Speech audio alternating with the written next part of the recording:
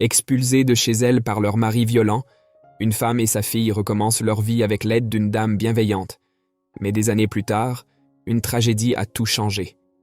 L'histoire suivante peut susciter de fortes émotions. Toute ressemblance avec des faits réels est pure coïncidence. Si vous aimez ce type de contenu, abonnez-vous à notre chaîne. Merci. Manon a toujours ressenti le poids de la supervision rigoureuse sous laquelle elle a grandi, ses parents délimitant un ensemble de restrictions qui semblaient plus vastes que toute liste de libertés permises. Chez elle, les règles étaient des pierres lourdes dans un mur infranchissable. Ne pas parler fort, ne pas rentrer tard, ne pas remettre en question. Chaque non était une ombre qui suivait ses pas, façonnant une vie faite de silence et de limites. Au fil des années à l'université, Manon a développé une carapace de réserve et de prudence, une armure qui la protégeait du monde, mais l'isolait aussi. Elle se démarquait dans ses cours par son intelligence et son assiduité, mais c'était dans les rares interactions sociales que sa vraie nature, curieuse et avide de plus que ceux qui lui étaient donnés, avait la chance de briller. Les salles de classe étaient son refuge, et les couloirs, bien qu'emplis de rires et de conversations d'autres étudiants, étaient pour elle un passage solitaire. C'est lors d'un de ces passages silencieux que Julien l'a remarqué pour la première fois. Avec sa personnalité magnétique et un sourire qui semblait illuminer les couloirs, Julien était tout ce que Manon ne se permettait pas d'être. Il était toujours entouré d'amis, riant fort et partageant des histoires qui attiraient les auditeurs comme un phare attire les navires par nuit de tempête. L'intérêt de Julien pour Manon a commencé comme une curiosité pour la fille qui semblait toujours être seule, les yeux baissés sur les livres, mais jamais sur les regards. Il a commencé à se rapprocher d'elle en classe, choisissant des places à ses côtés, essayant d'engager la conversation. Manon, peu habituée à une telle attention, répondait par des mots mesurés, mais chaque sourire hésitant qu'elle offrait était une victoire pour Julien. Un jour, alors que le printemps lançait ses couleurs vibrantes à travers l'université, Julien l'attendait à l'extérieur de la bibliothèque. Il avait répété ce moment dans son esprit, les mots prêts à être prononcés. « Manon » commença-t-il, sa voix plus douce que d'habitude. « Il y a quelque chose en toi qui me donne envie d'être proche, de connaître qui tu es vraiment. Pas seulement l'étudiante, mais la femme que tu caches au monde. » Surprise et un peu effrayée par l'intensité de Julien, Manon sentit son cœur s'accélérer. Elle n'avait jamais été abordée avec autant de sincérité. « Je ne sais pas quoi dire, Julien, » murmura-t-elle, une confusion mêlée d'enchantement traversant sa voix. « Moi non plus, » avoua-t-il avec un sourire timide. « Mais si tu me permets, j'aimerais essayer de découvrir. Ensemble. Que penses-tu de nous donner cette chance ?» Les mois qui ont suivi ont été un tourbillon. Julien et Manon, contre toute attente, ont trouvé une harmonie inattendue. Il lui a appris à rire plus fort, à prolonger la nuit avec des conversations qui n'étaient pas seulement des chuchotements. Elle lui a enseigné la valeur du silence, la beauté d'une compréhension partagée sans mots. Et puis, dans la pénombre d'un après-midi promettant la pluie, alors qu'il marchait main dans la main à travers le campus désormais familier, Julien s'arrêta, son regard sérieux rencontrant le sien. « Manon, je ne veux pas seulement être ton ami ou ton petit ami passager. Je veux plus, beaucoup plus. » Le cœur de Manon bondit, ses pensées tourbillonnant. « Julien, que veux-tu dire ?»« Je veux dire que je veux passer le reste de mes jours à apprendre chaque détail de toi. Manon, accepterais-tu de m'épouser ?» Les mots de Julien tombèrent entre eux, lourds et vibrants comme la pluie qui commençait à tomber, scellant une promesse entre deux cœurs autrefois solitaires. Les parents de Manon, toujours attentifs aux convenances sociales et aux avantages économiques, ont vu dans ce mariage une opportunité d'ascension. Lorsqu'ils ont appris l'origine respectée et la richesse de Julien, leur réaction était moins de surprise que de satisfaction calculée. « Manon, un homme comme Julien est une bénédiction rare, » insista sa mère, ajustant une mèche rebelle des cheveux de sa fille avec des mains méticuleuses. « Il peut t'offrir une vie de sécurité, quelque chose que beaucoup ne peuvent que rêver. » Le père de Manon, un homme de peu de mots mais d'attente élevée, ajouta son poids à la pression. « Ce n'est pas tous les jours qu'une famille comme la sienne montre de l'intérêt pour quelqu'un de notre cercle, » dit-il, son ton final et incontestable. Il serait insensé de refuser une telle proposition. Bien que Julien fût gentil et clairement amoureux d'elle, Manon ressentait une dissonance émotionnelle qu'elle ne pouvait ignorer. Elle ne voyait pas dans ses yeux le reflet des rêves qu'elle cultivait secrètement, ni ne ressentait le frisson d'excitation que les romans décrivaient. Son intérêt, bien que flatteur, pesait comme une autre couche d'obligation sur ses épaules déjà alourdies par les attentes familiales. Sous l'insistance constante de ses parents et l'absence d'une véritable passion pour Julien, Manon finit par céder, consentant avec une résignation lourde. Le mariage fut organisé avec une efficacité rapide, célébré dans une église ornée de fleurs et d'attentes. Se marier ne changea pas l'essence de la vie de Manon, seulement les circonstances de sa restriction. Maintenant, c'était Julien qui fixait les limites, bien qu'avec un vernis de préoccupation et d'amour. « Il vaut mieux ne pas sortir seul le soir », disait-il d'une voix douce, prétendant être protecteur. « Je ne serai pas tranquille en sachant que tu pourrais être en danger. » Et puis, comme un écho des noms de ses parents, venaient plus de règles. Ne pas parler à des étrangers sans sa présence, ne pas dépenser sans consulter, ne pas remettre en question les décisions prises par lui pour tous les deux. Manon se trouvait piégée dans une cage dorée, ses barreaux tissés avec l'or de la fortune de Julien et l'acier froid des traditions. Elle marchait dans les couloirs de sa nouvelle maison, un imposant édifice qui devait être son foyer, ressentant chaque pièce de décoration, chaque portrait sur les murs, comme faisant partie d'un monde auquel elle devait appartenir. Mais au fond, elle se sentait aliénée. Le manque de changement réel dans sa vie se reflétait dans le miroir chaque matin, le même regard mélancolique, la même sensation d'être perpétuellement à la marge de sa propre existence. Même entourée de luxe, les restrictions continuaient à la définir. Un rappel constant que le mariage, loin d'être une évasion, n'était qu'une transition vers un nouveau type d'incarcération. Dans un après-midi particulièrement silencieux, alors que Julien était absent pour affaires, Manon se permit de s'asseoir dans le jardin, un livre oublié à côté alors que ses pensées s'envolaient loin des pages et au-delà des murs qui l'entouraient. Elle rêvait d'un jour où elle pourrait être vraiment libre, non seulement de la supervision, mais libre d'aimer, de vivre et de choisir par elle-même. C'était un rêve lointain, chuchoté aux fleurs qui balançaient avec le vent, des auditrices silencieuses de sa solitude. Parmi les nombreuses restrictions qui continuaient à dominer sa vie, Manon réussit à obtenir un seul, mais significatif, souffle de liberté. Elle conserva son droit de travailler. Avec la persistance qui avait défini son parcours académique, elle persuada Julien de lui permettre de poursuivre sa carrière d'enseignante, non pas dans n'importe quelle école, mais dans une prestigieuse école de musique. Ici, parmi les notes flottant dans l'air et les touches répondant au toucher délicat de ses mains, Manon trouva une parcelle de joie, une évasion des chaînes invisibles de sa vie quotidienne. L'école de musique devint son sanctuaire, un endroit où elle pouvait s'exprimer et façonner de jeunes âmes à travers l'art. Chaque note jouée et chaque mélodie enseignée étaient des morceaux de liberté qu'elle tissait soigneusement dans sa routine. Dans sa salle de classe, entourée de jeunes musiciens aspirants, Manon se sentait plus vivante, ses jours colorés par les gammes musicales et les harmonies qu'elle transmettait avec tant d'amour. Pendant cette période de relative tranquillité, c'est là que Manon découvrit une vérité troublante. Un jour, alors que Julien était distrait par un appel téléphonique, elle entendit des fragments d'une conversation qui ne devrait pas être entendue. Les mots « mariage » et « conditions » attirèrent son attention, et une curiosité ardente la poussa à écouter plus attentivement. « Tu sais très bien, maman, que je n'avais pas le choix. Si je ne me mariais pas, vous retireriez mon accès à l'héritage, » disait Julien, sa voix empreinte de frustration. Le choc de cette révélation fit reculer Manon, les mains tremblantes et le cœur battant comme un métronome déréglé. Dans les jours qui suivirent, Manon réfléchit profondément à cette découverte. La vérité était un fardeau lourd à porter. Son mariage, qui lui semblait déjà une imposition, se révélait maintenant être une stratégie financière. Julien, apparemment, avait été poussé par ses propres parents à l'épouser, non par amour ou le désir de partager une vie ensemble, mais comme condition pour conserver sa fortune. Cette connaissance injecta une amertume subtile dans la relation de Manon avec Julien.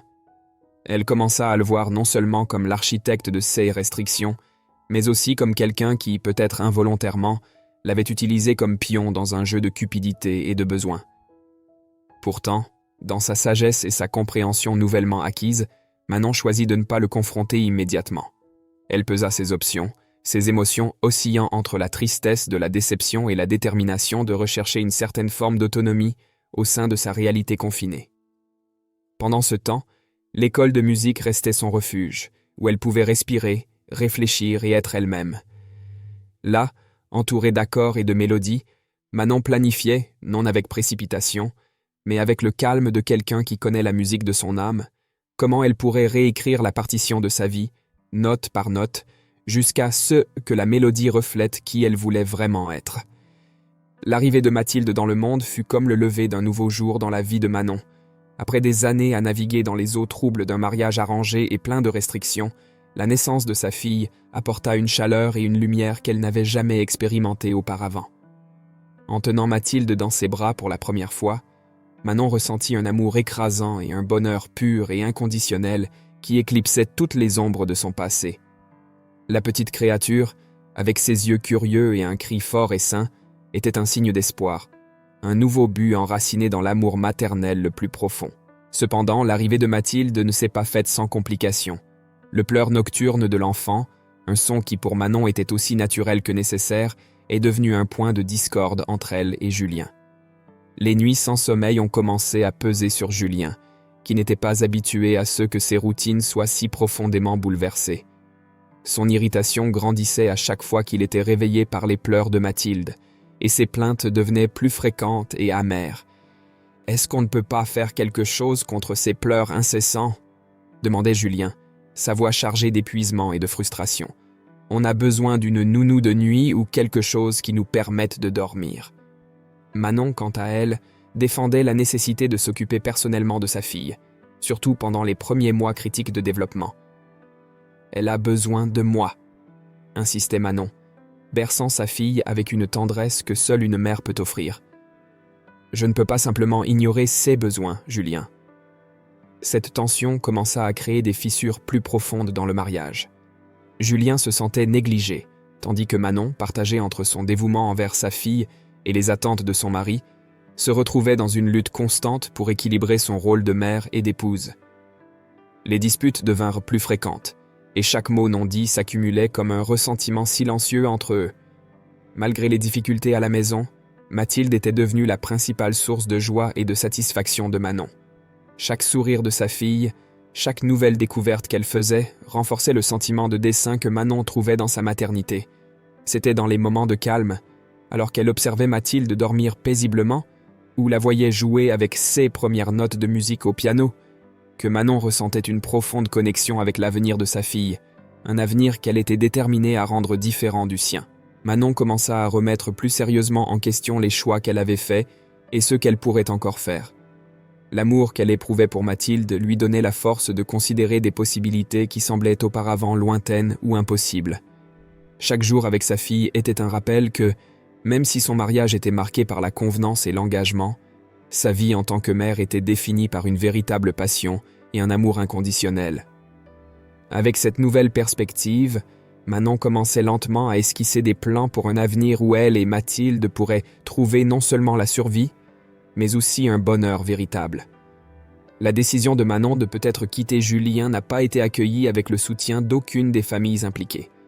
Tant ses parents que ceux de Julien, confortables dans l'ombre de la fortune de la famille de Julien, voyaient dans la suggestion de Manon un risque inutile pour la stabilité financière dont tous jouissaient. Lorsque Manon chercha conseil et aide, elle ne rencontra que la froideur du calcul économique et l'indifférence émotionnelle. « Tu dois penser au bien-être de Mathilde et à ceux qui est mieux pour la famille », conseillait sa mère, avec un ton qui suggérait que « famille » signifiait quelque chose de beaucoup plus lié à l'argent qu'au lien d'amour et de protection. Les parents de Julien, quant à eux, furent encore plus directs, rejetant l'idée de séparation comme un caprice inacceptable menaçant de déstabiliser l'ordre établi. Au fil des années, la situation au foyer de Manon et Julien devint insoutenable. Julien, qui n'avait jamais été un mari ou un père exemplaire, commença à boire plus fréquemment. Ces périodes d'ivresse étaient suivies d'explosions de colère, pendant lesquelles il devenait verbalement et physiquement abusif envers Manon. Chaque incident laissait une cicatrice plus profonde, tant physiquement qu'émotionnellement. C'est lors d'une nuit particulièrement sombre, après que Julien eut déchargé sa colère de manière violente, que Manon se retrouva à regarder sa fille dormir. Le visage paisible de Mathilde au milieu de la tempête de sa vie fut le tournant. Manon savait qu'elle ne pouvait pas permettre à sa fille de grandir dans un environnement aussi toxique. « Ça doit finir », murmura-t-elle pour elle-même, les larmes se mêlant à une nouvelle détermination. Avec prudence et en secret, Manon commença à économiser de l'argent. Elle prélevait de petites sommes sur les achats d'épicerie et d'autres besoins ménagers, les cachant soigneusement à un endroit que seule elle connaissait. Chaque centime économisé était un pas vers la liberté. Elle savait que le chemin serait difficile, mais la sécurité de Mathilde et la chance de reconstruire leur vie loin de l'ombre oppressante de Julien devinrent le seul objectif de son existence. Pendant qu'elle rassemblait de l'argent, Manon commençait également à rechercher des ressources et du soutien extérieur. Discrètement, elle contactait des organisations de soutien aux femmes en situation de violence domestique, cherchant des conseils et élaborant un plan d'évasion sûr. Chaque conversation, chaque petit acte de préparation renforçait son esprit et réaffirmait sa décision. La détermination de Manon à se protéger, ainsi que sa fille, et à rechercher une vie meilleure, libre de peur et d'abus, est devenue la mélodie silencieuse qui jouait sans cesse dans son cœur, la guidant à travers les jours les plus sombres vers la lumière d'un nouvel avenir. Lorsque Manon est rentrée du marché ce jour-là, le poids de Mathilde dans ses bras semblait plus léger comparé au fardeau qu'elle portait dans son cœur. La tranquillité habituelle du retour à la maison a été interrompue dès qu'elle a ouvert la porte et trouvé Julien dans une situation compromettante avec une autre femme. L'atmosphère chargée et le regard coupable de Julien ont suffi à confirmer ses soupçons. Une dispute éclata immédiatement. Julien, acculé et défensif, se transforma rapidement en une figure menaçante. « Tu devrais partir !» cria-t-il, ses paroles emplies de venin et de mépris. « N'attends aucun soutien financier de ma part. » Manon, tenant fermement Mathilde, sentit le sol se dérober sous ses pieds. Cependant, la menace de Julien ne l'effrayait plus comme avant. Au contraire, elle apportait clarté et résolution féroce. C'était la confirmation qu'il n'y avait plus rien pour elle ici, sauf la continuation d'un cycle de violence et de trahison, le cœur battant dans un mélange de peur, de tristesse et de détermination. Manon se dirigea vers la chambre, où elle avait déjà préparé un petit sac pour une éventualité comme celle-ci. À l'intérieur, elle avait mis l'argent qu'elle avait réussi à économiser discrètement, quelques documents importants, des vêtements et des articles essentiels pour Mathilde. Chaque objet était choisi avec la considération de quelqu'un qui planifie non seulement une fuite, mais un nouveau départ. L'air de la maison semblait dense alors que Manon faisait ses derniers préparatifs. Elle regarda autour d'elle, voyant le foyer qu'elle avait autrefois pensé partager avec amour et bonheur, maintenant réduit à un théâtre de désillusion et de adieu. Avec Mathilde dans ses bras, elle sortit par la porte d'entrée, non pas comme quelqu'un qui fuit, mais comme quelqu'un qui se libère des chaînes d'un passé douloureux. La nuit à l'extérieur accueillit mère et fille avec une étreinte fraîche et prometteuse. Manon ressentit une profonde tristesse pour le rejet des deux familles, mais plus fort que cela était le soulagement qui l'envahissait, la respiration devenant plus facile à chaque pas qui les éloignait de cette maison. C'était un chemin incertain et plein de défis, mais Manon savait que chaque difficulté en vaudrait la peine pour le bien de Mathilde et pour sa propre paix. Manon et Mathilde embarquèrent ensemble cette nuit-là, non seulement dans un voyage physique, mais dans une quête de renouveau et d'espoir. La vie de Manon, entrelacée avec celle de sa fille, s'ouvrait désormais à de nouvelles possibilités, libérée des ombres du passé, avançant vers un avenir qu'elle définirait elle-même.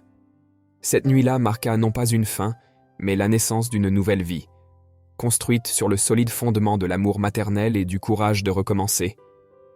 La fuite de Manon et de Mathilde cette nuit-là, entre adieu et décision ferme, les mena non seulement loin du foyer tumultueux, mais vers un refuge inattendu. Après avoir quitté la maison, l'esprit troublé par la peur et l'espoir, Manon contacta Madame Margot, une connaissance des jours plus sereins, qui possédait une petite pension dans la ville. Avec compassion et une compréhension tacite des adversités auxquelles Manon était confrontée, Madame Margot leur offrit une chambre vacante. Madame Margot, une veuve âgée dont la vie avait également été marquée par ses propres luttes, accueillit Manon et Mathilde à bras ouverts et avec un cœur généreux. « Ne vous inquiétez pas pour le loyer pour le moment, » leur dit-elle, les guidant à travers le couloir orné de portraits délavés et de tapis usés qui racontaient des histoires de nombreuses années et de nombreuses vies. Cependant, Manon, ferme dans sa détermination de reconstruire sa vie sur des piliers d'indépendance et de dignité, insista pour payer la chambre. « J'ai un travail, et j'en trouverai un autre. Je peux payer, et je veux payer, » affirma-t-elle, sa voix chargée d'une nouvelle force qu'elle découvrait encore elle-même. Reconnaissant la détermination dans le regard de Manon, Madame Margot accepta, mais à condition que le loyer soit ajusté aux possibilités de Manon, reflétant un équilibre entre l'aide et l'autosuffisance. Cet accord était plus qu'une simple transaction. C'était un pacte de respect et d'entraide. Dans sa nouvelle maison, Manon trouva non seulement un toit au-dessus de sa tête, mais aussi une communauté. La pension de Madame Margot était habitée par des gens de toutes les couches de la société, chacun avec ses propres histoires de lutte et de triomphe. Ici, Manon n'était pas une étrangère, mais faisait partie d'une toile vivante d'existences entrelacées. Motivée par cette nouvelle vie et par l'atmosphère encourageante, Manon décida d'investir encore plus dans son talent musical. Elle commença à se produire dans divers lieux de la ville, des cafés chaleureux au petit théâtre et événements communautaires. Chaque représentation était une occasion de se connecter avec son public, d'exprimer à travers sa musique les émotions et les expériences qui l'avaient façonné. La musique devint sa voix, une manière de communiquer son voyage, ses douleurs, ses espoirs. Le son du piano et les notes qui flottaient dans l'air à chaque fois que Manon se produisait apportaient non seulement un revenu, mais aussi un sentiment d'accomplissement et de dessein. Elle construisait une vie non seulement pour elle-même, mais aussi pour Mathilde, montrant à sa fille que même après les tempêtes les plus violentes, de nouveaux départs étaient possibles. Au milieu de ces changements, Manon commença à se sentir vraiment chez elle. La pension de Madame Margot, avec ses murs résonnant d'histoire et de solidarité, offrait un terrain fertile où Manon et Mathilde pourraient s'épanouir. Là, entre les notes de musique et les gestes de gentillesse, Manon découvrit un nouveau type de liberté. Une vie définie par le respect, l'amour et une communauté qui se soutenait mutuellement, loin des ombres du passé. Alors que la vie de Manon commençait à trouver un nouveau rythme à la pension de Madame Margot, elle s'est installée dans une routine qui, pour la première fois depuis longtemps, semblait être pleine de paix et de possibilités positives. Manon travaillait pendant la journée, pendant que Mathilde fréquentait une crèche locale où elle pouvait jouer et apprendre dans un environnement sûr et stimulant.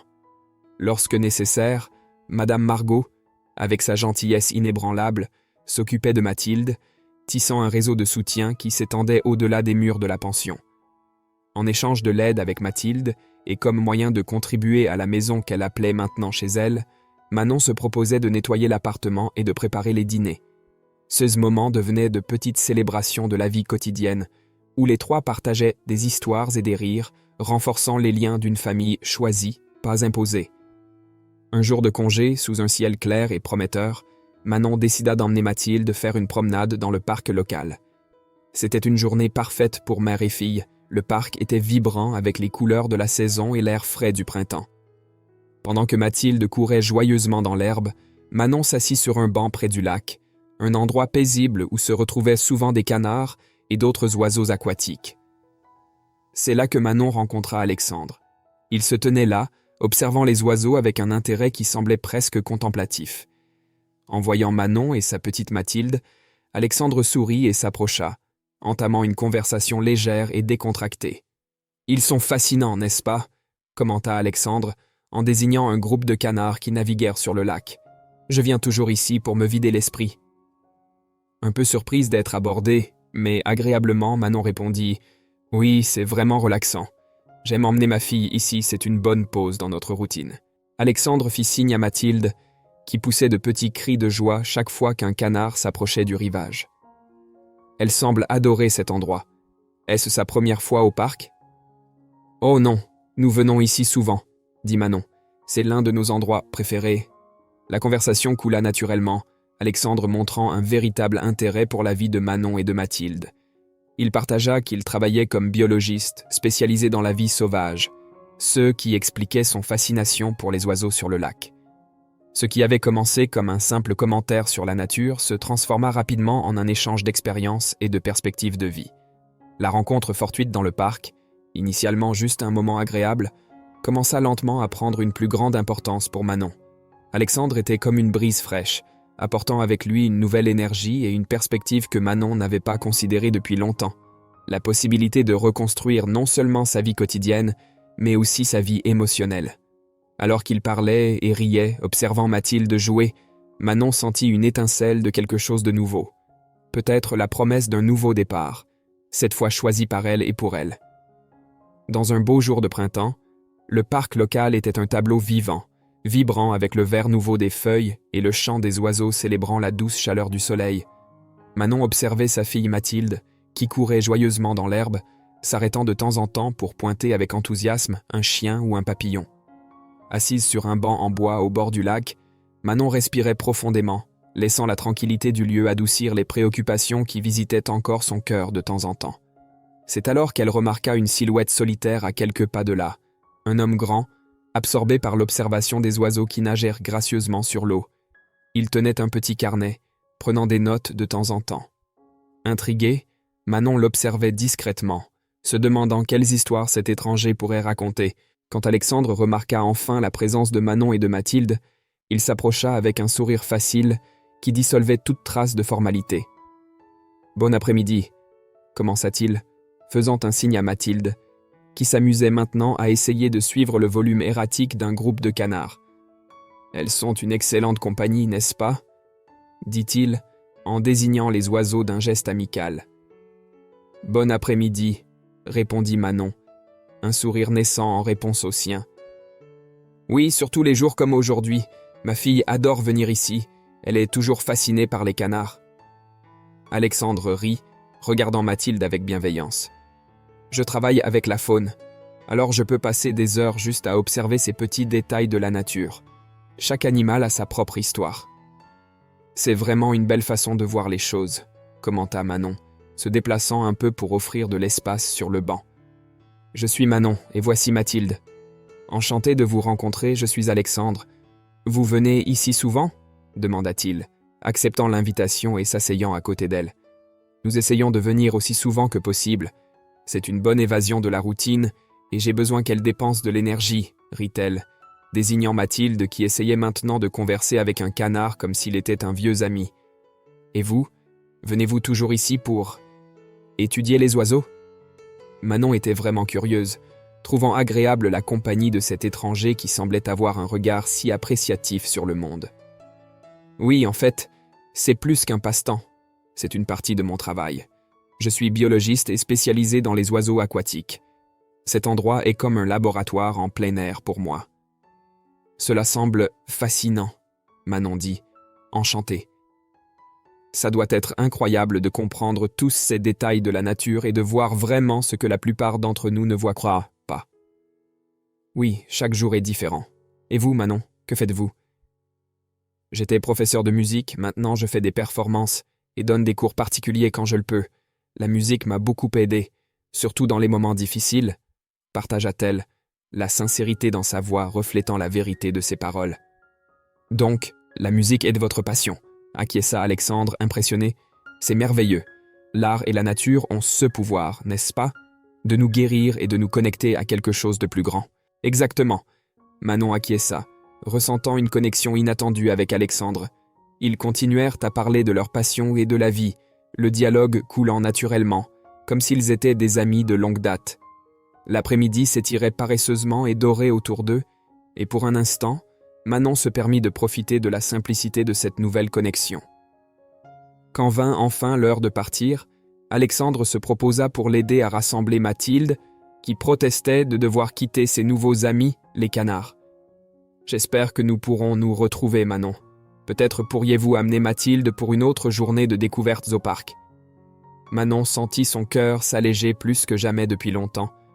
Alors qu'ils sortirent du parc, elle sentit qu'elle commençait peut-être à trouver non seulement un nouvel ami, mais aussi un nouveau chemin dans sa propre vie.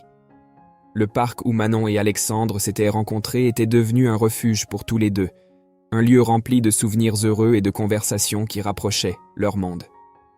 Un après-midi d'automne doré, alors qu'ils regardaient les feuilles, tomber danser doucement dans le vent, Manon sentit que c'était le moment opportun pour ouvrir son cœur.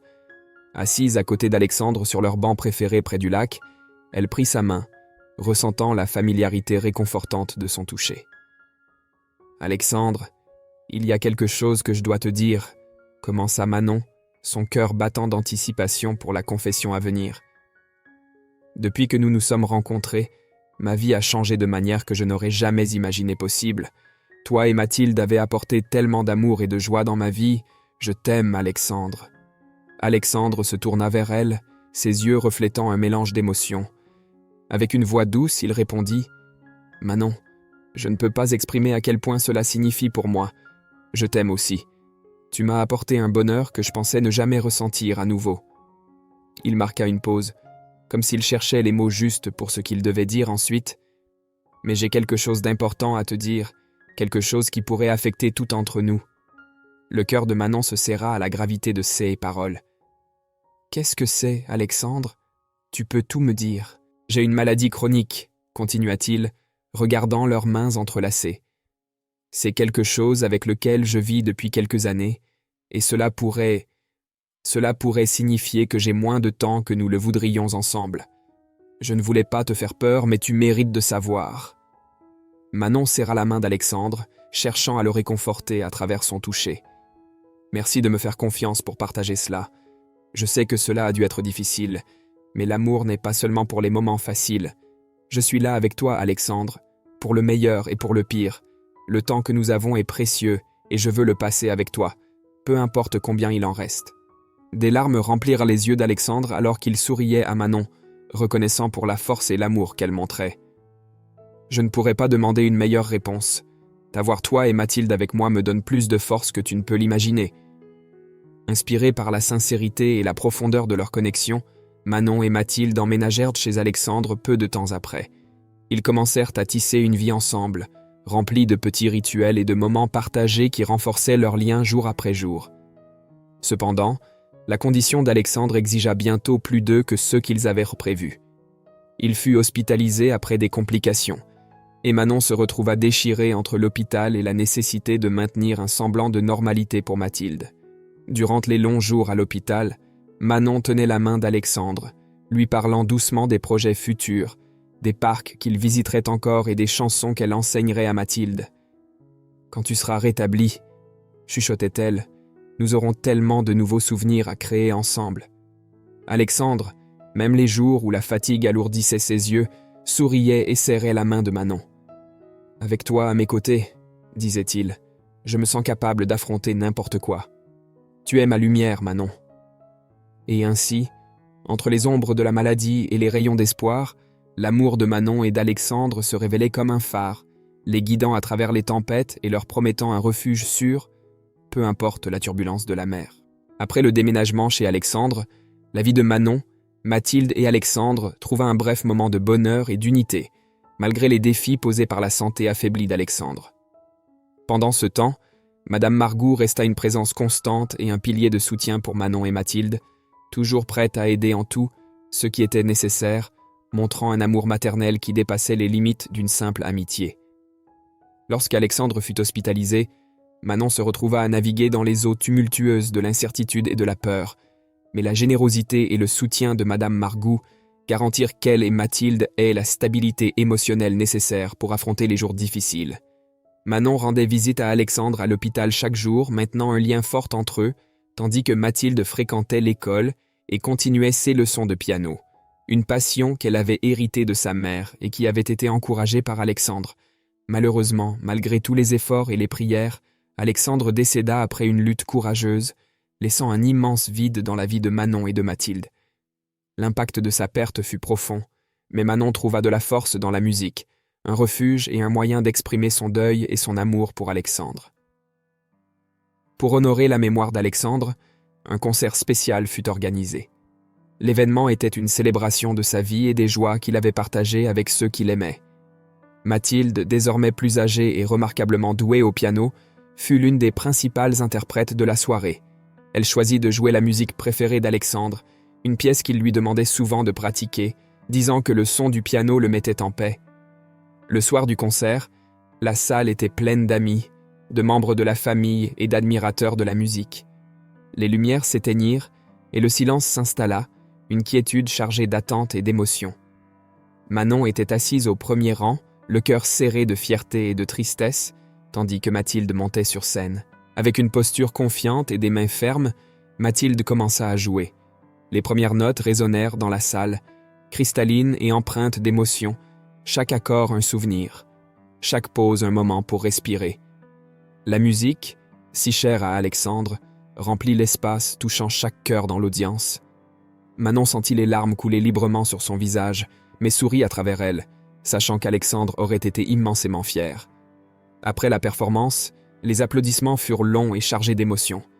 Mathilde revint à ses côtés et Manon la serra fort dans ses bras, lui murmurant des mots d'amour et de gratitude. « Tu étais merveilleuse, ma chérie. Il aurait tellement aimé. » La nuit du concert ne servit pas seulement de dernier adieu pour Alexandre, mais aussi comme un pas important pour que Manon et Mathilde redéfinissent leur chemin en son absence physique. Alors qu'elles continuaient à vivre avec le souvenir d'Alexandre réchauffant leur cœur, elles se soutenaient mutuellement dans un amour inconditionnel et dans la communauté qui les entourait, prêtes à affronter l'avenir, non pas seules, mais ensemble, et renforcées par la musique qui les unissait. Quelques semaines après le concert en mémoire d'Alexandre, Manon rangeait quelques affaires dans le salon lorsque la sonnette retentit. En ouvrant la porte, elle se retrouva face à un homme d'âge moyen, vêtu d'un costume bien taillé et tenant une mallette à la main. Il se présenta comme étant l'avocat d'Alexandre. « J'ai des nouvelles importantes à partager avec vous, avec la permission de mon défunt client, » commença-t-il, s'invitant à entrer. Manon le conduisit au salon, le cœur battant la chamade, craignant et désirant les informations qu'il apportait. Avant de partir, Alexandre a pris des dispositions significatives dans son testament, expliqua l'avocat, ouvrant la mallette. Il a laissé des instructions claires pour que la maison dans laquelle vous vivez ainsi qu'une somme d'argent épargnée vous soient léguées, à vous et à votre fille Mathilde. Les mots de l'avocat résonnaient dans l'esprit de Manon comme une mélodie lointaine et douce. Alexandre avait veillé sur elle, même en sachant qu'il ne serait pas physiquement présent. Malgré les coûts élevés de son traitement médical, il avait fait en sorte que Manon et Mathilde aient une base solide pour continuer. Des larmes commencèrent à perler aux yeux de Manon alors qu'elle absorbait la nouvelle. Avec la voix étranglée par l'émotion, elle ne put que murmurer un sincère « merci » à l'avocat, avant de se lever et d'enlacer Mathilde, qui jouait dans un coin du salon. Mathilde, ressentant l'émotion de sa mère, lui rendit l'étreinte, sachant que d'une manière ou d'une autre, Alexandre veillait encore sur elle. Au cours des années suivantes, Manon et Mathilde, soutenues par l'héritage d'Alexandre, affrontèrent la vie avec un espoir renouvelé et une détermination renforcée. Madame Margoux resta une figure maternelle pour toutes deux, toujours présente avec des conseils avisés et une épaule compatissante. La maison qu'Alexandre avait laissée devint un foyer rempli d'amour et de rire, témoignant de l'attention qu'il leur portait. 6 ans plus tard, alors que Manon aidait Mathilde à se préparer pour une représentation scolaire, elle réfléchissait à la façon dont leur vie avait changé. Elles avaient surmonté de nombreux défis, mais toujours ensemble, et avec le souvenir d'Alexandre les inspirant à aller de l'avant. En contraste, Julien, l'ex-mari de Manon, suivait un chemin bien différent.